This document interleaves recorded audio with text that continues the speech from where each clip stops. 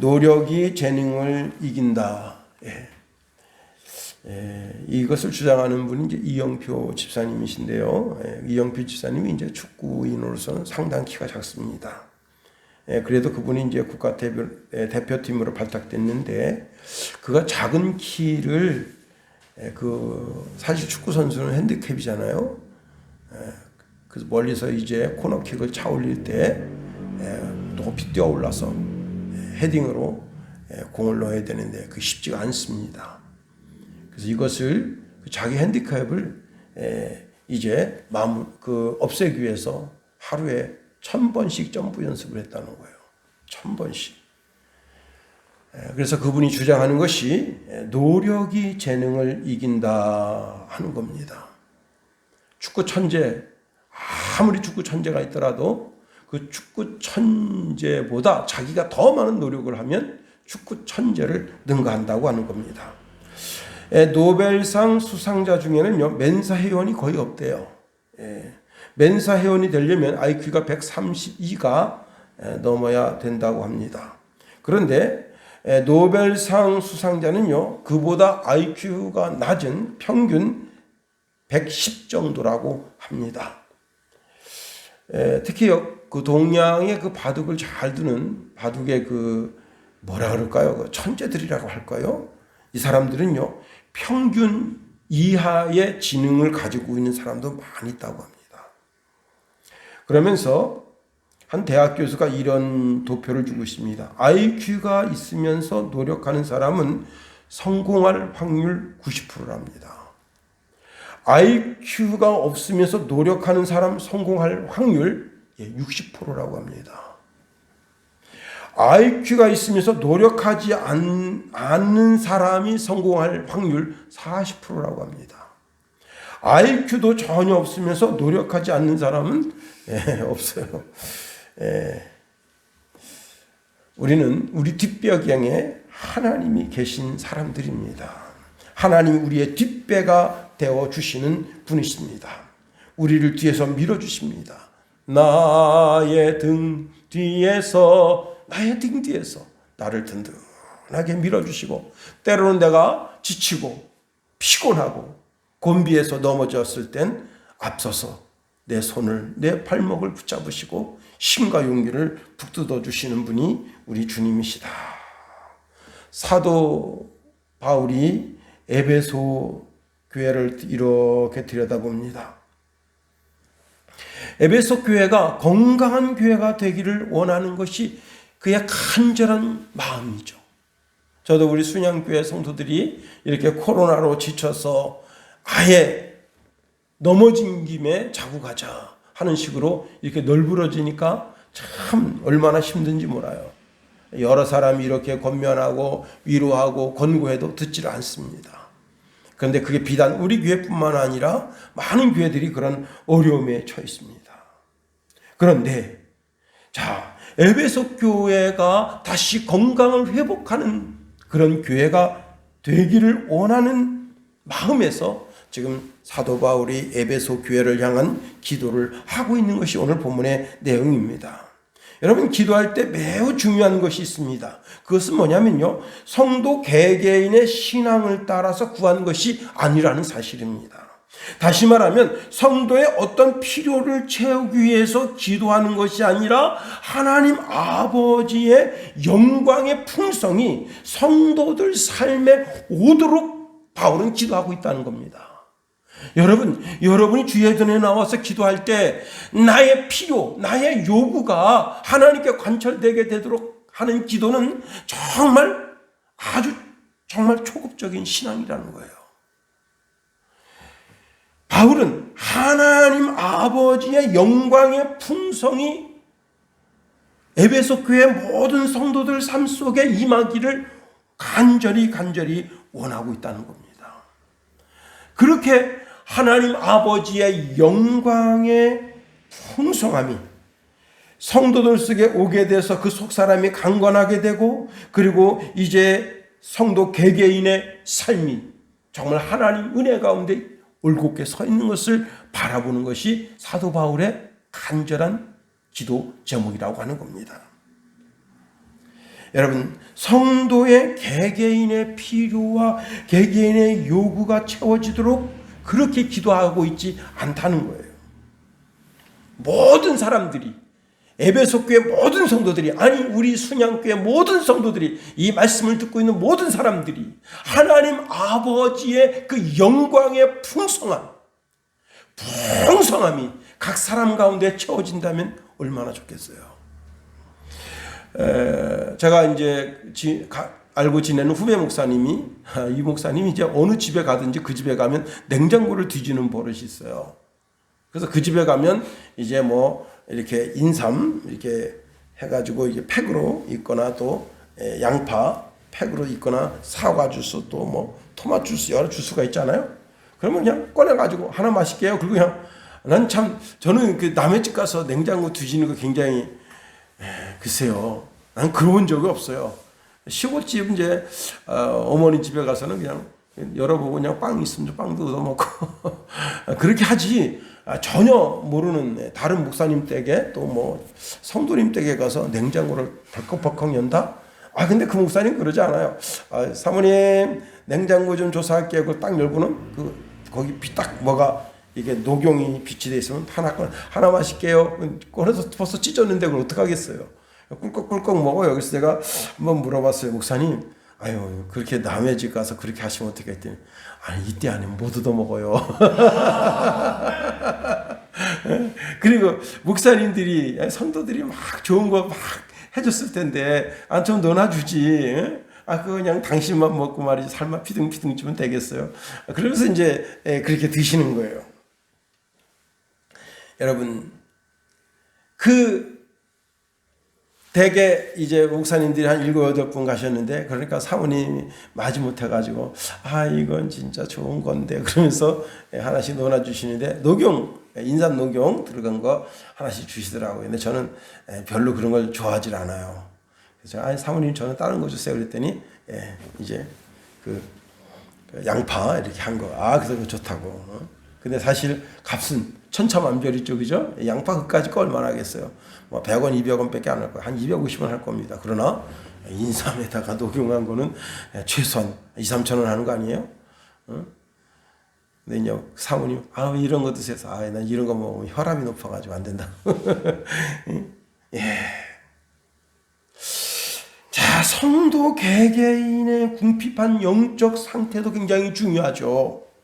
그래서 그 개개인 맞춤으로다가 이렇게 기도할 수도 있지만, 그러나 하나님 아버지의 그 영광의 풍성함이 모든 성도들 심령 가운데 임하게 된다면, 성도들의 개개인의 어떤 필요나 어떤 기도 제목이나 어떤 요구 같은 것이 필요가 없다는 사실입니다.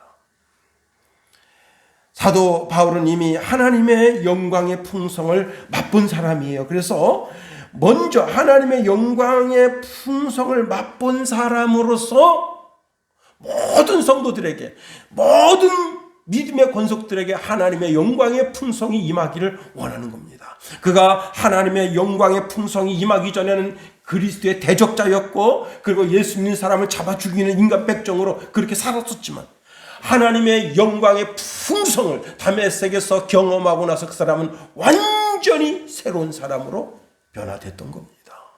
그런 역동적인 변화, 그걸 일으킬 수 있는 것은 성도의 어떤 기도 제목 하나가 응답된 것으로 인해서 성도는 기뻐할 수 있어요. 그러나 그 삶의 모든 성도로체 변화될 수 있는 그런 역동적인 것은 하나님의 영광의 풍성이 임할 때인 겁니다.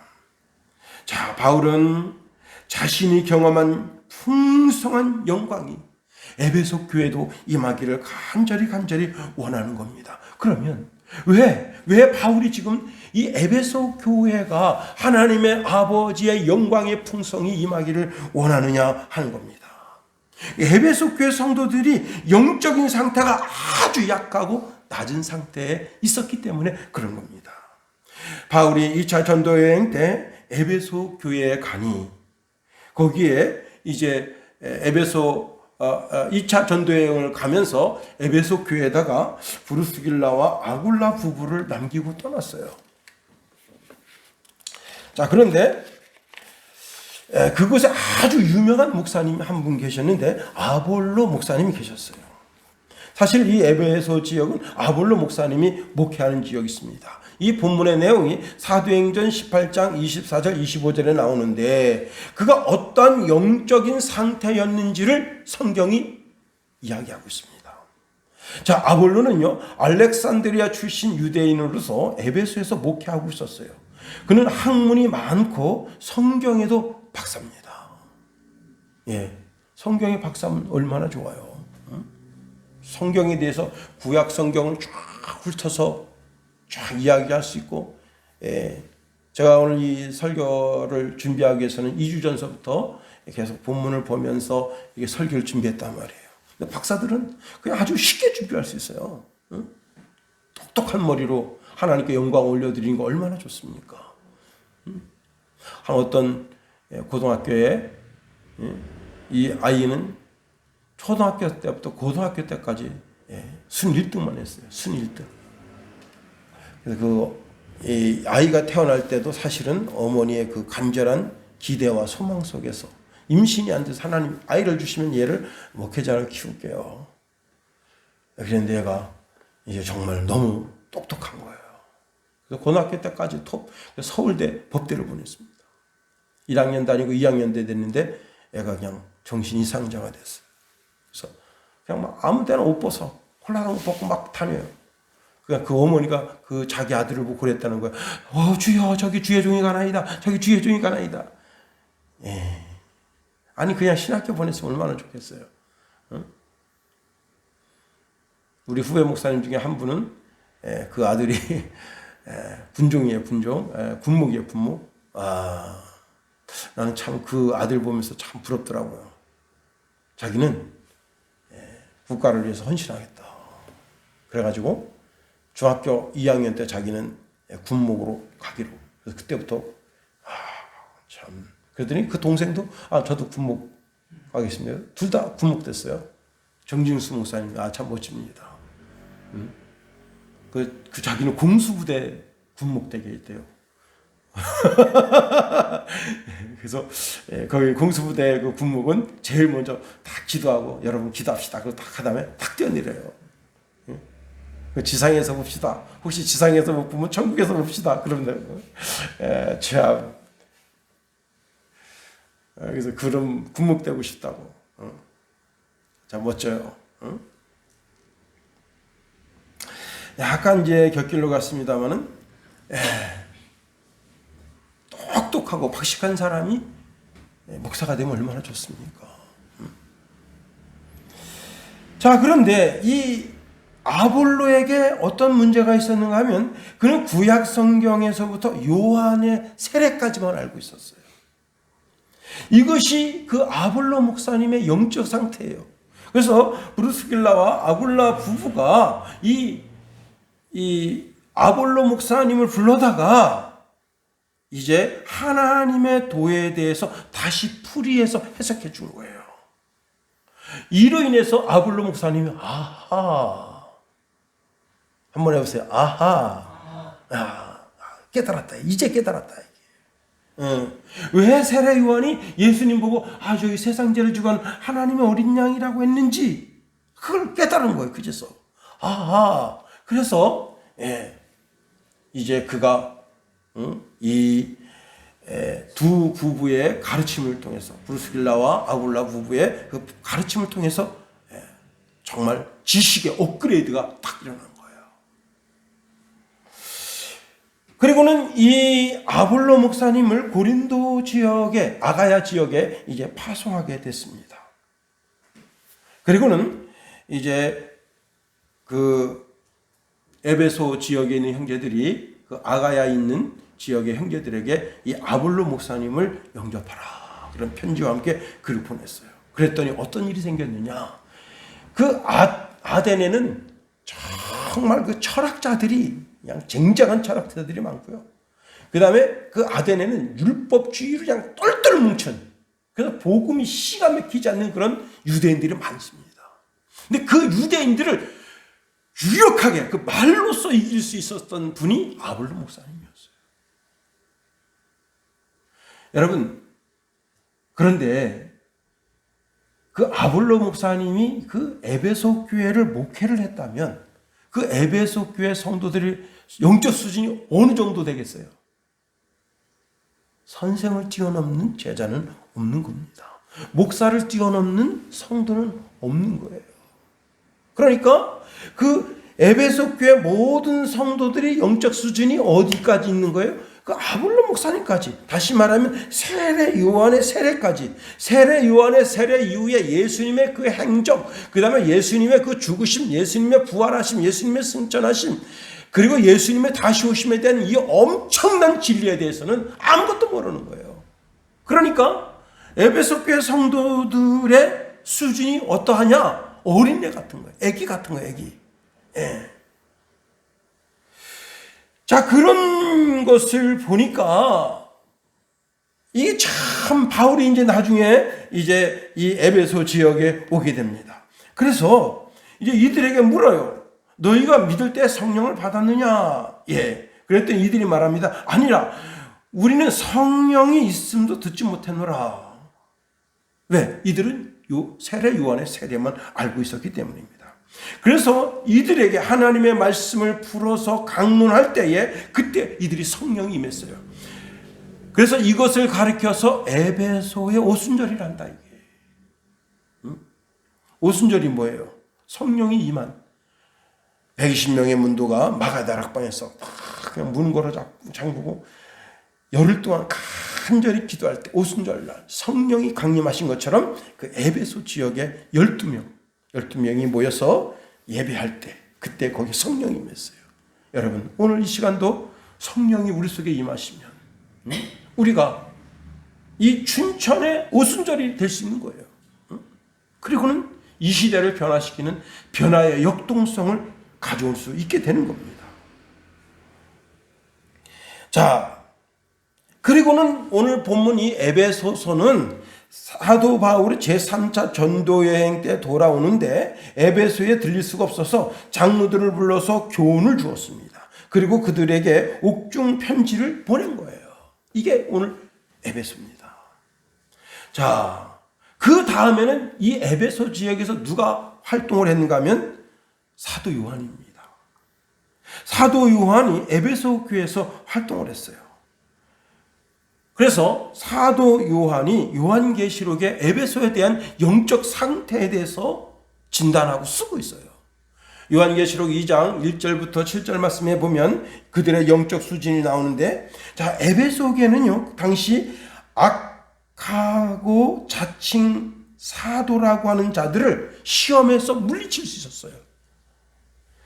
이때 당시에는 순회 설교자가 와서 설교를 했습니다. 순회 설교자라는 게 뭐냐면 지정되어져 있던 설교자가 없었어요. 요즘처럼 이렇게 목사님들이 한 교회에 다니면서 목회를 하는 게 아니에요. 제가 이제 우리 이정 목사님 쫓아서 중국에 가잖아요. 그러면 지역에 있는 모든 지도자들을 한 곳에 모아서 거기서 이제 2박 3일 동안 부흥 집회를 해요. 그리고는 그 중에 한 교회를 이제 목요일 날 아니면 수요일 날 예배를 마치자마자 부흥회를 이제 수요일 날 이제 오전까지만 해요. 그리고는 이제 오후에 그 지도자가 사역하는 교회로 가요. 그래서 수요 예배를 드려주고 그리고 거기서 세례 받을 사람이 있으면 세례를 해주고 그렇게 한단 말이에요. 그때 뭐 그 중국 지역을 여기저기 쫙 다닙니다. 그 차가 조그만 우리나라 다마스 같은 차인데요.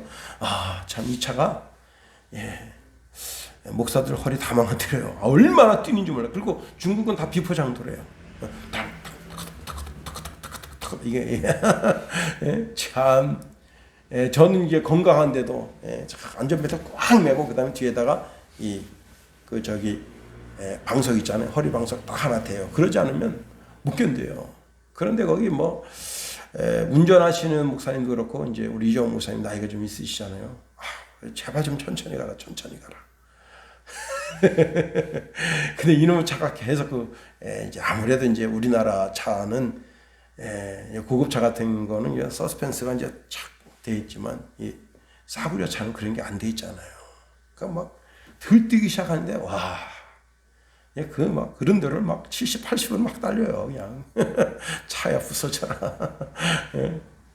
근데 참 안 망가져요. 중국도 참 차를 잘 만드는 나라예요. 그러니까 이렇게 막 2시간 3시간 가서 이제 거기서 수요 예배인도 하고 세례주고.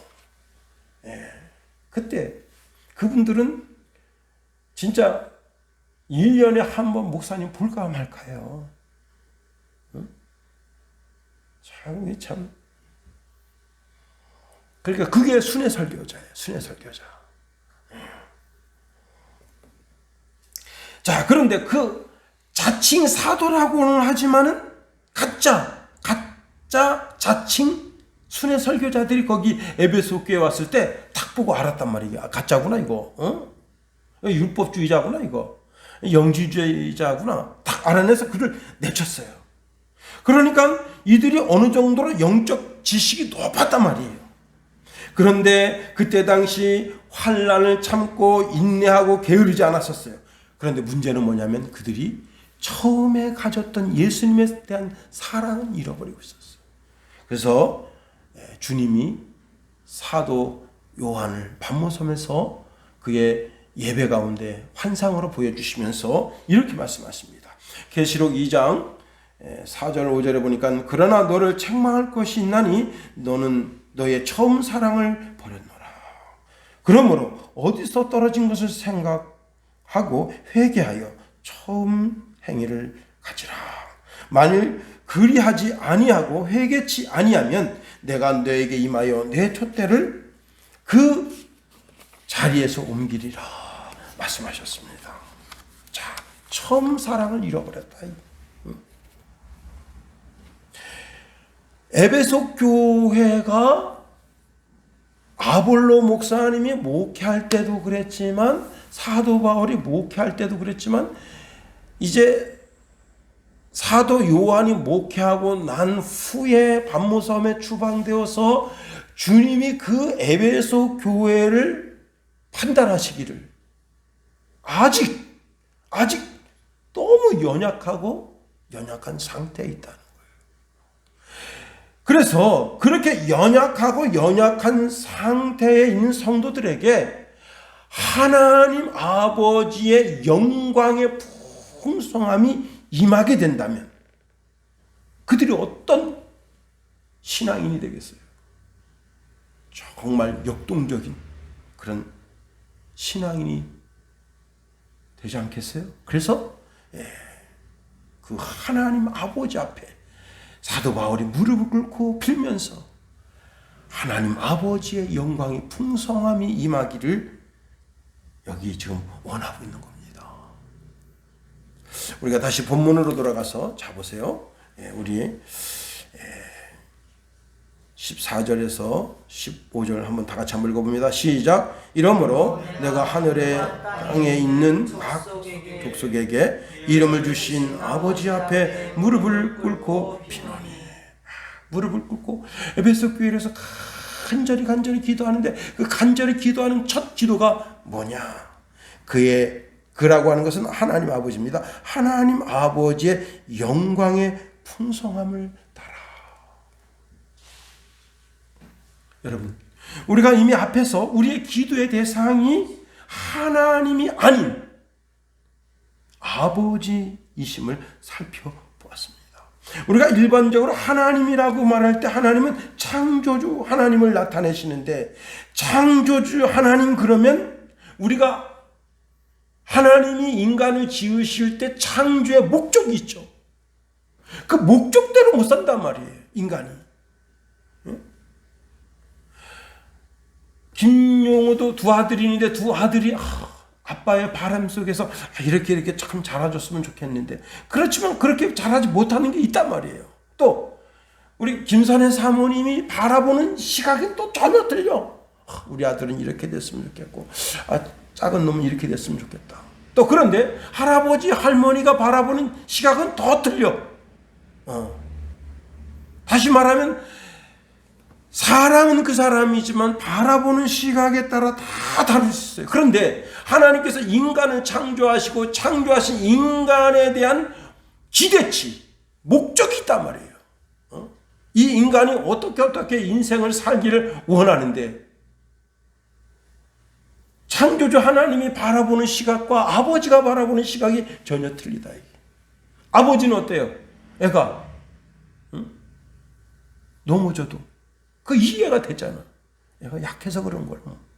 근데 하나님 아버지는, 창조주 하나님은 그게 이해가 안 되는 거예요. 왜? 인간의 창조 목적인데 목적대로 살아야지 어떻게 쓰잘데없이 저런다냐? 이렇게 돼버리는 거예요. 그러나 하나님 아버지는 우리 아들이 육신이 약해서 그만 사단의 꾀임에 넘어가서 저렇게 되는구나. 여러분 누가복음 15장에 그 아들이 아버지 저 재산 싹 정리해서 제 나름대로 할게요. 그러니까 아버지가 그렇게 하라. 그게 아버지거든요. 응? 그렇습니다. 아버지라고 하는 말 뜻은요, 기본적으로 마주 바라보는 분이라는 뜻입니다. 마주 바라보는 분, 친근한 분, 그런 개념을 우리에게 주고 있어요. 그래서 우리는 물론 하나님 아버지 이렇게 말할 때도 있지만 아버지요, 아버지요 이렇게 하나님 앞에 기도할 때도 있는 거예요. 그런데 이 하나님 아버지는 사실은 우리의 아버지가 아니었어요. 그리스도의 아버지였어요. 그런데 그 그리스도의 아버지이신 하나님이 내 아버지가 되는 사건이 일어나는데 그 사건이 바로 십자가 사건입니다. 십자가에서 모든 물과 피를 쏟아 너무너무 억울하게 죽으신 저 그리스도. 그 그리스도가 우리를 위해서 기꺼이 자기 자신을 내어주시고 그리스도를 믿기만 하면 하나님과 화목하게 하는 사건이 일어나게 된 거예요. 그래서 예수님은 나와 하나님 사이에 있는 장벽을 허물어 주시고, 그리고는 이제 제자들이 쫄아가지고 마가다락방에 숨어 있을 때 요한복음에 보면 오셔가지고 내 하나님 곧 너희 하나님, 내 아버지 곧 너희 아버지다, 그렇게 말씀해 주신 거예요. 그리고 하나님은 하나님 이렇게 불리우는 것보다 아버지 이렇게 불리우는 것을 더 기뻐하신다. 그러는 가운데 오늘 본문에 보면 그 영광의 풍성을 우리에게 주기를 원하신다는 겁니다. 자, 하나님의 모든 것을 다 주기를 원하신다. 창세기 32장 9절 11절에 보면 야곱이 삼촌 라반으로 야반도주할 때 그에게 있는 것은 지팡이 하나뿐이었어. 물도 다 떨어지죠. 빵도 다 곰팡이가 쓸죠. 진짜 거지 아닌 거지로 삼촌 라반에게 가게 됩니다. 그가 의지하는 것은 지팡이 하나예요. 그 뱀이, 여러분 그 모래 사막에 여러분 그 동물의 왕국에 보면요, 그 뿔 달린 그 독사가 모래를 쫙 들어가 있습니다.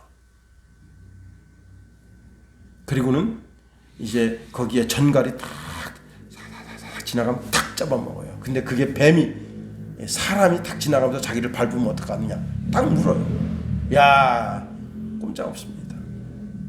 문제는 뭐냐면 뱀은 사람 무는 것도 문제지만 낙타를 타고 가고 있는데 낙타를 탁 물어버려요. 그럼 낙타가 거기서 껑쭉 눌러가지고 꽁 뛰면 사람이 그냥 수십 메타 떨어지는데 그때가 굴러가지고 전신 골절 안 일어날 사람이 없어요. 그런데 거기 부엘사베에서 삼촌 라반의 집까지 지팡이 하나 의지해서 가는 겁니다. 참 기가 막히죠. 그런데 그가 그 삼촌 라반의 집에서 떠날 때 양떼가 2떼를 잃었다 이게.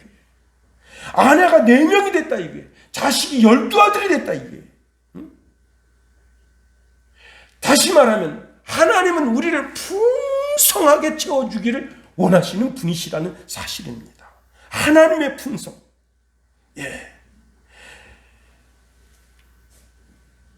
바울은 오늘 15절에 보니까 이름을 주신 아버지 앞에 무릎을 꿇고 빈다 그랬습니다. 아버지 앞에 무릎을 꿇고 빈다. 반드시 하나님 아버지의 그 놀랍고 영광스러운 영광의 축복의 복록이 우리에게 올 줄 믿고, 여러분 하나님이 그거 주시지 않으실 건데 뭐더러 거기다 무릎 꿇고 빕니까?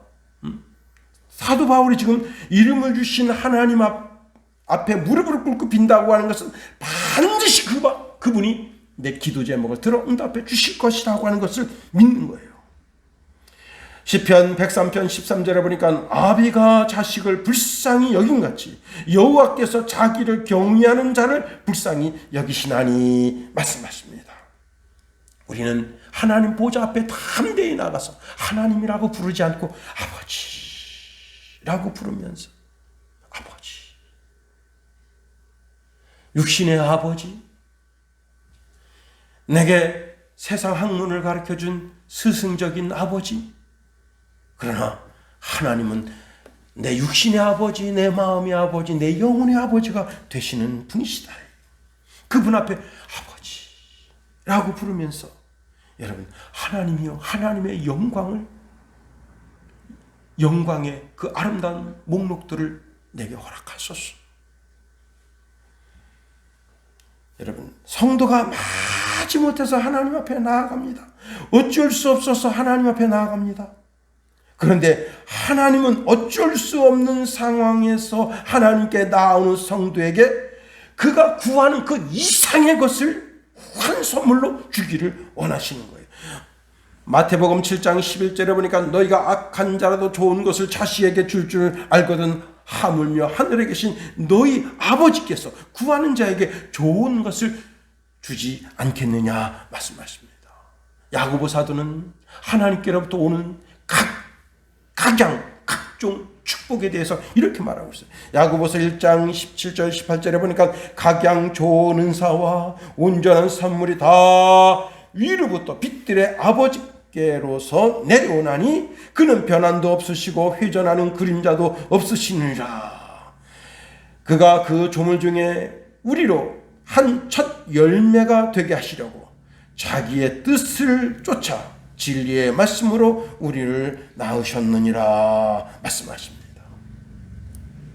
우리를 진리로 낳으시고 하나님의 자녀가 되게 하시고, 그리고는 우리가 구하는 모든 것에 그 영광의 풍성을 허락해 주기를 원하신다는 겁니다. 중국의 한 농부가 대나무를 심었어요. 대나무를 심는데 첫 해 아무것도 얻지 못했어요. 두 번째 해 가도 아무것도 얻지 못했어요. 셋째, 넷째, 그런데 다섯째가 되니까 수백 평방미터 거기에서 그 대나무가 막 죽순이 뽑아 올라오기 시작합니다. 이 대나무는요, 얼마나 대단한가 하면, 하루에 한 자 넘게 자란대요. 그리고 불과 6주만 되면 15m 이상 커져서, 농부가 대나무가 딱 자라면 죽순을 따서 팔기도 하지만 대나무가 쭉쭉쭉 자라면 이런 통으로 앓게 되면 그 통으로. 그런데 그 대나무에게서 어떤 결실을 얻으려면 5년은 기다려야 된다. 사과를 심으시는 장로님이 계신데 그 장로님이 사과는 보통 3년 정도 되면 열리는데 그 3년 정도 됐을 때 열린 사과는요, 이 사과는 값이 부르는 게 값이래요. 그렇습니다. 하나님이 우리에게 엄청난 축복을 주시는데 그 축복을 그 축복의 풍성을 우리가 가늠할 수 없다는 사실입니다. 그런데 이게 우리는 1대1로 하나님을 대하지만 하나님은 이 땅의 모든 그리스도인들을 어떻게 한 족속이다. 한 족속으로 그렇게 품으시고 하나님의 거룩한 가문을 이루게 되기를 원하시는 겁니다. 우리 모든 사람들은 지금 하나님 보좌 앞에 이렇게 나와 있는 거예요. 하나님 보좌 앞에 나와서 하나님 아버지의 영광의 풍성을 기대하고 소망하고 그리고 간구해야 되는 거예요. 천국에 간 성도들은 이미 하나님 아버지의 영광의 풍성을 경험한 사람들입니다.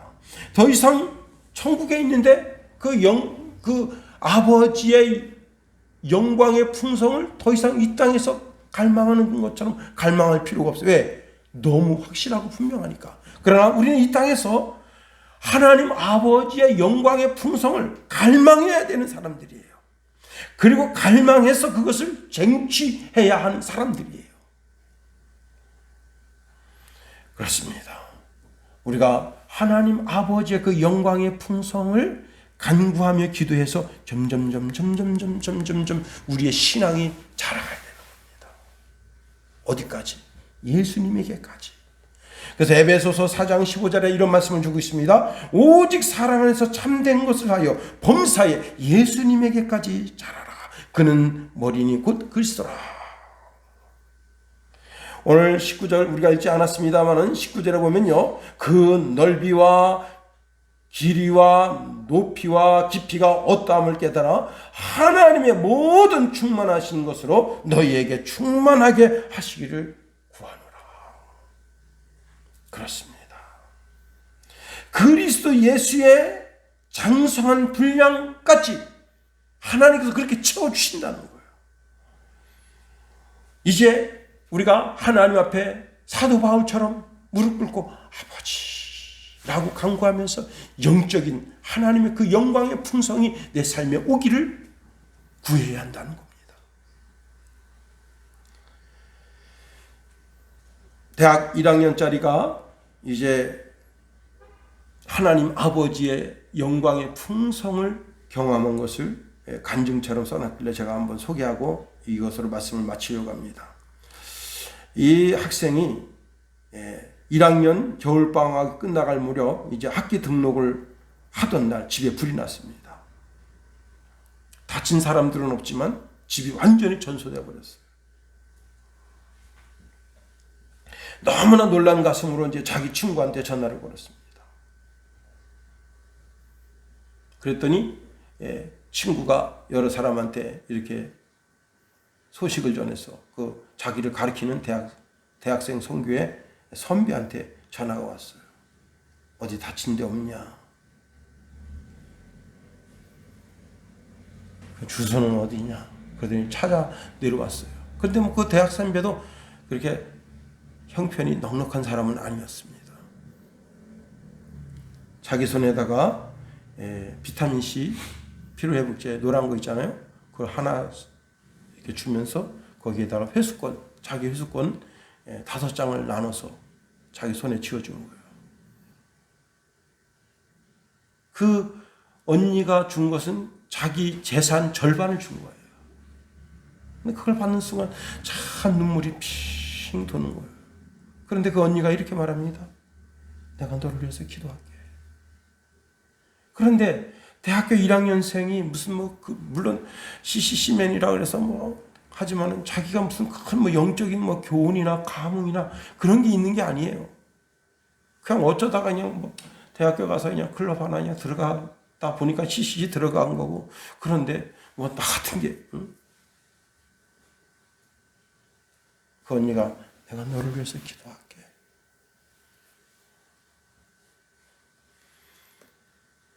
그 어려운 속에서 겨우 어떻게 복학했다가 다시 또 휴학했다가 복학했다 휴학했다가 집이 그렇게 돼서 이제 겨우 대학을 졸업했습니다.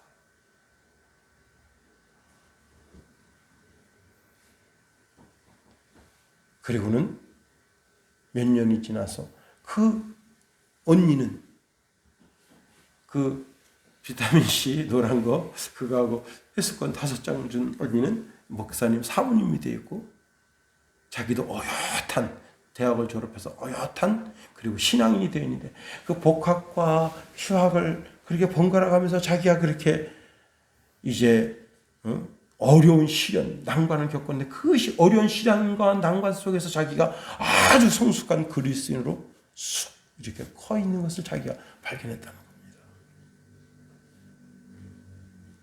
어떤 물질적인 풍요가 있었던 것이 아니에요. 그 마음의 풍요. 이런 인생도 있구나. 자기가 그걸 알게 됐다는 거예요.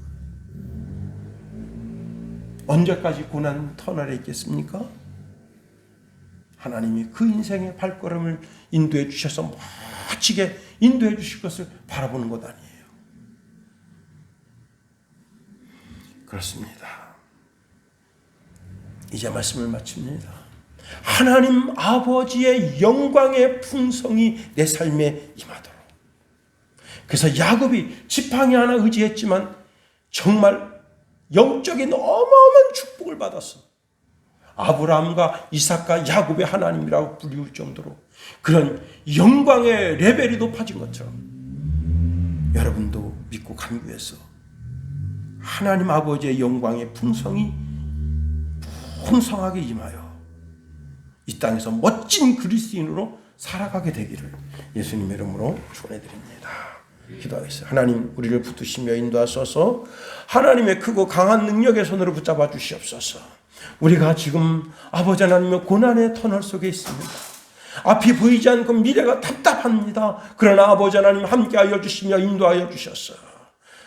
아버지 하나님 루스 광야에서 고통 속에 그날 밤을 지새던 야곱에게 나타나셔서 야곱의 하나님이 되어주시고 그의 지팡이 하나를 의지해서 살았던 삶 속에 하나님이 의지가 되어주셔서 영적인 풍성한 복을 받아 누리게 하심 우리에게도 허락하여 주시고 이 청년들에게도 허락하여 주셔서 미래적으로 장래에 하나님이 아버지가 되어주셔서 선하게 인도하여 주소서.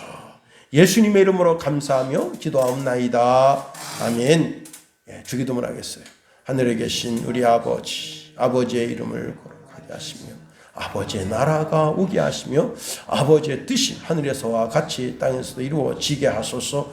오늘 우리에게 이러한 양식을 주시고 우리가 우리에게 잘못한 사람을 용서하여 준 것 같이 우리 죄를 용서하여 주시고 우리 시험에 빠지지 않게 하시고 악에서 구하소서. 나라와 권능과 영광이 영원히 아버지의 것입니다. 아멘.